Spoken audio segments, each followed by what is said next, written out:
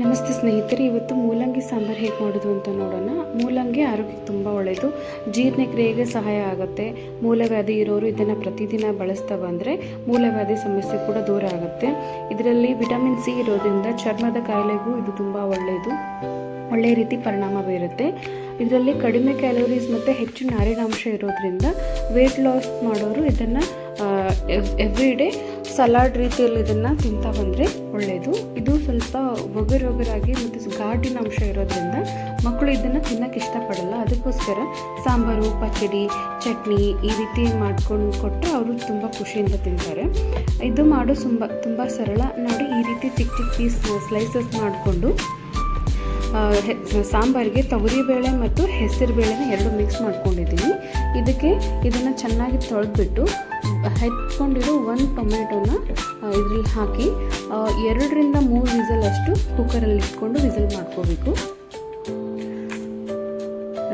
ನಾನು ರೈಸು, ಸಾಂಬಾರು ಎಲ್ಲನೂ ಒಟ್ಟಿಗೆ ಇಡ್ತಾ ಇದ್ದೀನಿ. ಮತ್ತು ಸ್ಲೈಸ್ ಮಾಡ್ಕೊಂಡಿರೋ ಮೂಲಂಗಿನ ನೀರು ಹಾಕ್ದೇ ಬೇಯಿಸ್ಕೊಳ್ಬೇಕು. ಜಸ್ಟ್ ಸ್ಟೀಮ್ ಮಾಡಿಕೊಂಡ್ರೆ ಸಾಕು. ನೋಡಿ, ಈ ರೀತಿ ಸಾಫ್ಟ್ ಆಗಿರುತ್ತೆ ಮತ್ತು ನೀರು ಕೂಡ ಬಿಟ್ಕೊಂಡಿರುತ್ತೆ. ನೀರಿನಾಂಶ ಜಾಸ್ತಿ ಇದೆ. ಬೇಳೆಗಳು ಸಾಫ್ಟಾಗಿ ಬೆಂದಿದೆ. ಇವಾಗ ಎಣ್ಣೆ ಕಾಯಕ್ಕಿಟ್ಟು ಅದಕ್ಕೆ ಸ್ವಲ್ಪ ಸಾಸಿವೆ, ಆಮೇಲೆ ಜೀರಿಗೆ ಚಟಪಟ ಆದಮೇಲೆ ಒಂದು ಈರುಳ್ಳಿನ, ಆಮೇಲೆ ಒಂದು ಬೆಳ್ಳುಳ್ಳಿನ ಹಾಕ್ಕೊಂಡಿದ್ದೀನಿ. ಕಂದು ಬಣ್ಣ ಬರೋವರೆಗೂ ಫ್ರೈ ಮಾಡ್ಕೋಬೇಕು.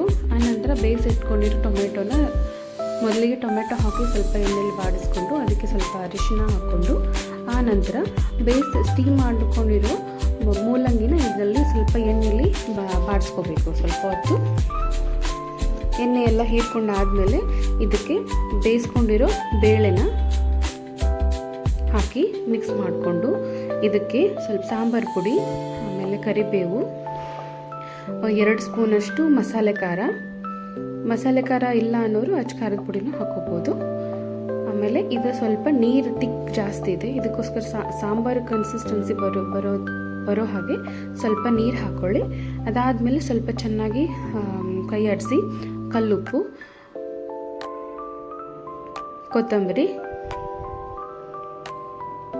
ಅಂತ ಲಾಸ್ಟಲ್ಲಿ ಮನೆಯಲ್ಲೇ ಮಾಡಿರೋದು ತುಪ್ಪನ ಹಾಕಿ ಕಲಸಿ ಒಂದು 5ರಿಂದ 6 ನಿಮಿಷ ಮುಚ್ಚಿಟ್ರೆ ಸಾಂಬಾರು ರೆಡಿ ಆಗುತ್ತೆ. ಇದು ಬಿಸಿ ಬಿಸಿ ಅನ್ನಕ್ಕೆ, ಚಪಾತಿಗೆ ತುಂಬ ಚೆನ್ನಾಗಿರುತ್ತೆ.